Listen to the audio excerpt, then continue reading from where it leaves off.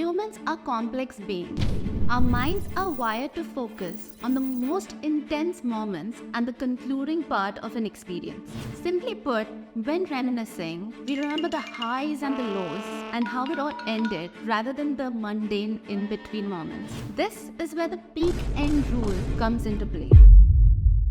Imagine you went on a shopping spree. You might remember the thrill of finding the perfect dress and scoring an unexpected sweet deal at checkout rather than the hassle of navigating crowded aisles or waiting in line. Now, in terms of design, imagine two purchase flows, design A and B. Design A kicks off positively, hits a sharp negative point, and ends on a positive note. Whereas design B starts with a strong positive peak, dips slightly, then ends on a massive positive note. What do you think the users would prefer? Users overwhelmingly liked B because it left them with a sense of happiness.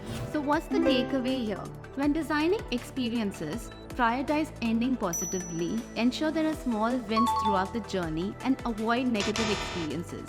Because sadly, humans remember negatives more than positives. For instance, after a purchase flow, jazz up the success scene with cute illustrations and offer discounts for future purchases. It's all about leaving your users with a smile. Follow Procedure HQ for more such fun theories.